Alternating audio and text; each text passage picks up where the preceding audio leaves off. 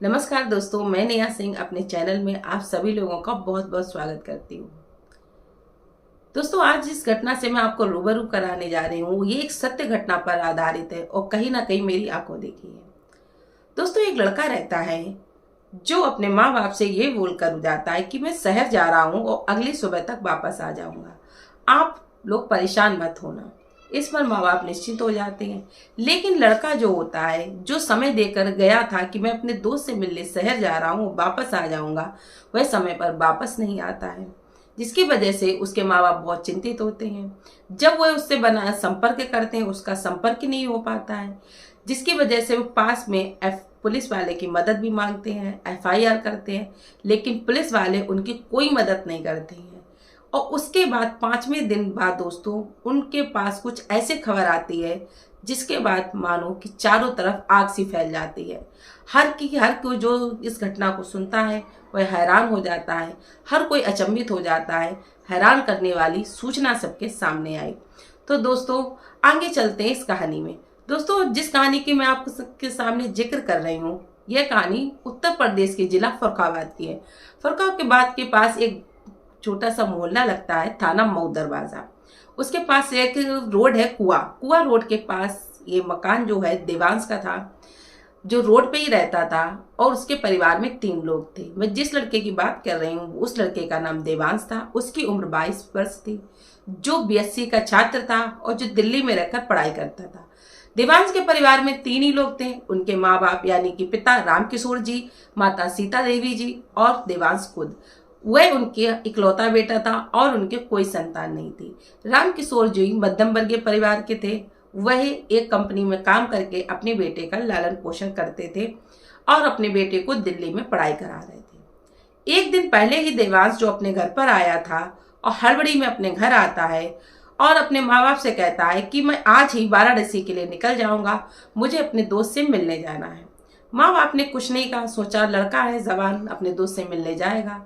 उन्होंने हामी कर दी और उसी दिन वह वाराणसी यानी बनारस की ट्रेन फरुखाबाद से पकड़ के निकल गया।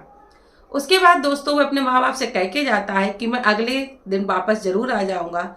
जब अगला दिन होता है, लेकिन देवांश की कोई खबर नहीं होती और देवांश ना ही वापस आता है।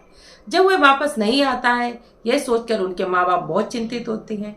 वह पास में एक मास्टर साहब रहते हैं, उनसे जाके मिलते हैं, उन्हें सारी बातें बताते हैं कि दोनों ही उनके जो माँ बाप थे देवांश के, बहुत ही सीधे थे, सज्जन थे, तो उन्हें इतनी सभ्यता समझ नहीं थी। वह जाके पास के मास्टर साहब से कहते हैं कि देवांश कल दिल्ली से आया था, उसके बाद वो हड़बड़ी में वाराणसी के लिए अपने किसी दोस्त से मिलने गया, लेकिन अब उसका फोन स्विच ऑफ आ रहा है, उसकी कोई खबर नहीं मिल पा रही है। हम लोगों को बहुत चिंता हो रही है। मास्टर साहब जो पड़ोस के थे, उन दोनों लोगों को तसल्ली बंधाते हैं कि आप लोग परेशान मत होइए, शायद देवांश का मोबाइल डिस्चार्ज हो गया हो, चार्जर ना हो, जिसकी वजह से चार्ज नहीं हो पा रहा हो। आप लोग परेशान मत होइए, फोन आ जाएगा, आप लोग घर पर जाइए। लेकिन जिसका जवान बेटा घर से गायब हो, क्या उसको तसल्ली होना माजिब है? नहीं दोस्तों, उसके माँ बाप बहुत परेशान बने रहे, बहुत कोशिश की। फिर उन्होंने बहुत ही कोशिशों के बाद उनके दोस्त यानी श्रीवास्तव को फोन लगाया। जब उनकी श्रीवास्तव से बात हुई तो श्रीवास्तव ने बताया कि अंकल आंटी, यहाँ पर तुम्हारा बेटा देवांश आया था, मुझसे मिला था। उसके बाद वो वाराणसी के एक रडार होटल में जाकर रुका था। उसके बाद वो कहाँ गया मुझे नहीं पता, ना ही मेरी कोई बातचीत हुई। जब ये सब बातें उनके माँ बाप ने सुनी तो वो सुनकर बहुत ही परेशान हुए। अपने बेटे का बार बार फोन लगा रहे थे और वो श्रीवास्तव से भी पूछ रहे थे कि तुम्हें कुछ पता हो तो जरूर बताना। इस पर श्रीवास्तव एक बात उनको और बताता है, जिसके बाद उनके माँ बाप बहुत हैरान हो जाते हैं। वह बताते हैं कि अनुष्का तिवारी नाम की एक लड़की है, जिससे देवांश की ज्यादा बातचीत होती थी और वह फरुखाबाद की ही रहने वाली है। जब उसका वह एड्रेस बताता है, उसके माँ बाप अनुष्का तिवारी के घर पर पहुंचते हैं और उससे पूछते हैं, क्या तुम मेरे बेटे को जानती है? जब अनुष्का तिवारी उसको बताती है कि अनुष्का तिवारी और जो देवांश थे, दोनों ही पहले एक साथ ही पढ़ते थे, यानी कि फरुखाबाद में। दोनों की हाई स्कूल तक पढ़ाई कंप्लीट हुई, दोनों एक साथ रहे। उसके बाद हाई स्कूल इंटर करने के बाद जो अनुष्का तिवारी थी वो वाराणसी पढ़ने के लिए चली गई और जो देवांश था वो दिल्ली चला गया। लेकिन इसके बावजूद भी दोनों में बातचीत कभी बंद नहीं हुई, दोनों की बातचीत जारी रही। और जब भी देवांश अपने घर आता था तो वह अनुष्का तिवारी से मिलने के लिए वाराणसी जरूर जाता था। यह बात जब उनको पता चली तो अनुष्का तिवारी के घर गए और उन्होंने पूछा, तो अनुष्का तिवारी ने यह कहकर साफ मना कर दिया कि हाँ, देवांश से मेरी बातचीत तो होती थी, लेकिन कुछ महीनों से मेरी कोई बातचीत नहीं हुई और मैं कल ही वाराणसी से अपने घर वापस आई हूँ। मुझे देवांश के बारे में कुछ नहीं पता। जब यह बात अनुष्का के माँ बाप को पता चली तो उन्होंने सीधा देवांश के माता पिता पर चढ़ाई कर दी कि कैसे आप मेरी बेटी की इज्जत उछाल रहे हो और गलत इल्जाम लगा रहे हो। तुम्हारा बेटा आवारा है, उसका खुद पता करो, मेरे दरवाजे से चले जाओ। उसके बाद उन्होंने अनुष्का भी बहुत डांटा कि तुम ऐसे लड़कों से क्यों मतलब रखती हो। बेचारे उनके माँ बाप यानी देवांश के जो माँ बाप थे बहुत परेशान थे, मुंह लटकाकर फिर वापस चले आए। उन्हें समझ नहीं आ रहा था वो क्या करें। उसके बाद उन्होंने श्रीवास्तव से उस होटल का नंबर मांगा, उस होटल के रिसेप्शन का नंबर मिला, एड्रेस मिला। उसके बाद उन्होंने मास्टर साहब की सहायता ली और उस होटल पर संपर्क कराया। जब उस होटल के रिसेप्शन पे बात हुई तब उन्होंने बताया कि देवांश नाम का लड़का यहाँ 1-2 दिन पहले आया तो था, इस होटल में रुका, लेकिन वो कल से कहाँ गया कोई पता नहीं। उसका लैपटॉप, उसकी बुक्स, उसके रूम जो रेंट पे लिया था उस होटल में पड़े हुए हैं, लेकिन देवांश कहाँ गया किसी को कोई खबर नहीं थी। जब ये बात उनके माँ बाप को पता चली तो मानो पैरों तले जमीन खिसक गई। अब तो उनसे रहा ही नहीं जा रहा था कि उनके बेटे के साथ क्या हुआ। फिर उन्होंने मास्टर साहब की हेल्प लेते हुए, मास्टर साहब को साथ लेते हुए वो तुरंत ही वाराणसी के लिए निकल गए। उसके बाद वो वाराणसी पहुंचे। वाराणसी पहुंच कर उस होटल यानी रडार में पहुंचे, जहां पर उन्होंने उनके बेटे देवांश की बुक्स और लैपटॉप तो मिला, लेकिन उनके बेटे का कोई कुछ नहीं पता था।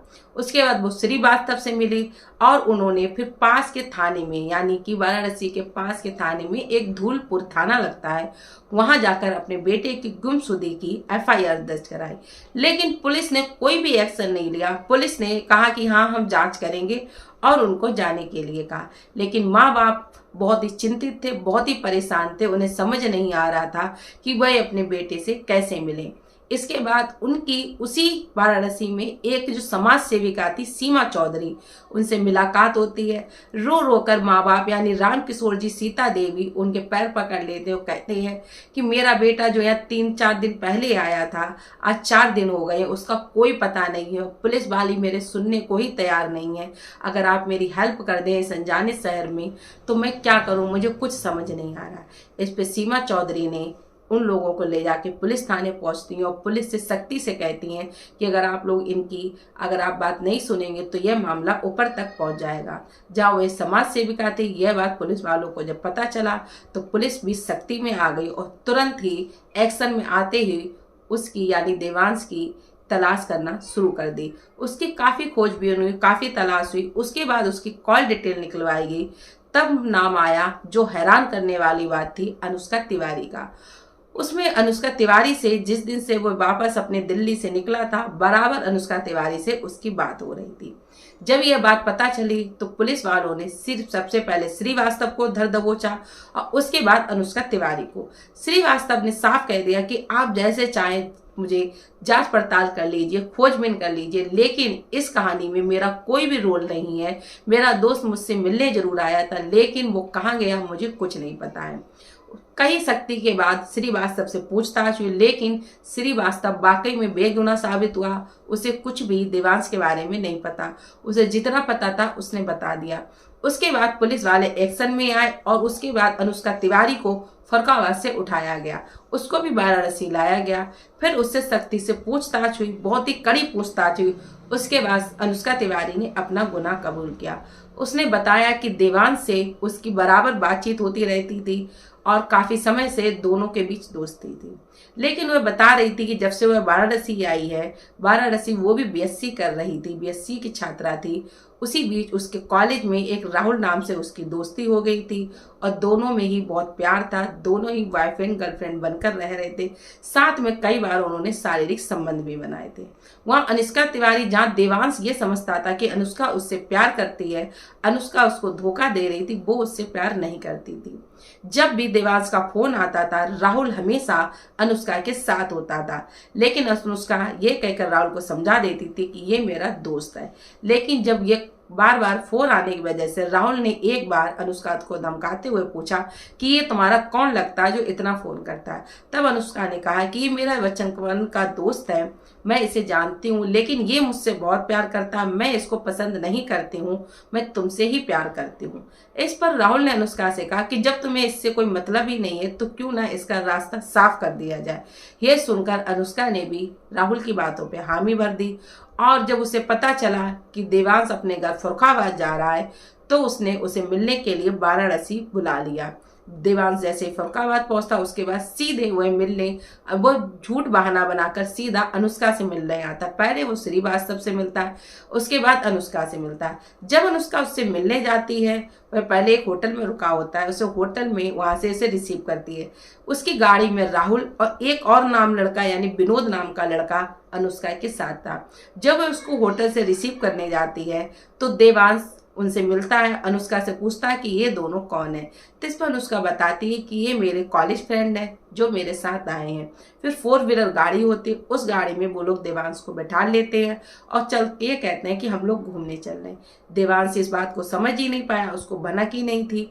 उसके बाद एक कोल्ड ड्रिंक में जहां उन सभी ने नशीली गोलियां मिला रखी थी वो देवांश को ऑफर की अनुष्का ने, जिसके बाद वह कोल्ड ड्रिंक को देवांश ने पी लिया और पीने के बाद देवांश को आभास हो चुका था कि उसके साथ कुछ गलत होने वाला है, क्योंकि उसे लग रहा था कि इस कोल्ड ड्रिंक में कुछ मिला हुआ। देवांश थोड़ी ही देर में नशे में हुआ। नशे में होने के बाद जहाँ वह गाड़ी में सबके साथ बैठा हुआ था, विनोद ने और उसके दोस्त यानी राहुल ने यानी कि अनुष्का के बॉयफ्रेंड ने एक चार्जर की केबल से उसका गला घोट दिया। गला घोटने के बाद रास्ते में ही उसे वहां से फेंक दिया झाड़ियों में। उसके बाद वह चले गए। उसकी ये घटना घटने के बाद जो अनुष्का तिवारी होती है सीधा वो वाराणसी से फर्रुखाबाद के लिए निकल आती है। ये बात जब अनुष्का तिवारी बताती है तो आसपास खोजबीन की जाती है, जिसके बाद उसकी लाश मिलती है। लाश को देखते ही उसके माँ बाप के मानो होश उड़ जाते हैं। वह देखते हैं कि कैसे उनके जवान बेटी की मृत्यु हो गई थी। पुलिस जांच करती है, जहां देवांश की झाड़ियों में लाश मिलती है। अनुष्का तिवारी को मौके पर ले जाया जाता है। जब यह सब घटना सबके सामने आती है तो सबको बहुत शर्मिंदगी महसूस होती है कि एक लड़की ने कैसे सबकी जिंदगी बर्बाद कर दी थी। एक माँ बाप के जहाँ इकलौता सहारा था, उनका इकलौता सहारा छीन लिया था। एक माँ की गोद उजाड़ दी थी महज एक लड़की ने। तो दोस्तों, आजकल हमें किस पे विश्वास करना चाहिए? कहते हैं कि दुनिया में दोस्ती से बड़ा कुछ नहीं होता। जहाँ दोस्ती अपनों का ही कत्ल करने पर उतारू हो जाए तो हम किस पर विश्वास करेंगे? दोस्तों, इस कहानी से मैं किसी को गलत साबित करना या किसी को ठेस पहुंचाना नहीं चाहती हूँ। कमेंट सेक्शन में जरूर बताइएगा दोस्तों कि दोस्ती करना सही है या गलत है। अनुष्का जैसी अगर दोस्त हमारे पास हो तो दुश्मन पालने की शायद जरूरत ही ना पड़े। कमेंट सेक्शन में जरूर बताइएगा स्टोरी कैसी लगी। अच्छी लगे तो प्लीज़ ज़्यादा से ज़्यादा अपने जानने वालों को शेयर करना और ऐसा ही सपोर्ट देने के लिए आप सभी लोगों का धन्यवाद। दोस्तों, आपसे एक ही बात कहना चाहती हूँ कि प्लीज़ मेरे चैनल को ज़्यादा से ज़्यादा सब्सक्राइब करिए और आप लोग के सपोर्ट की, आप लोग के मदद की मुझे बहुत ज़्यादा ज़रूरत है। अगर मुझसे कहीं स्टोरी में कुछ गलती हो रही है या मैं कहीं पे सुधार कर सकती तो प्लीज़ कमेंट सेक्शन में ज़रूर बताइएगा और मेरे वीडियो को ज़्यादा से ज़्यादा शेयर करें कि लोग इस घटना को जान सकें और मेरे चैनल को सब्सक्राइब कर सकें। मेरे वीडियो में बने रहने के लिए, अपना सपोर्ट और साथ देने के लिए आप सभी लोगों का बहुत बहुत धन्यवाद और राधे राधे। दोस्तों, अपना सभी लोग ख्याल रखें।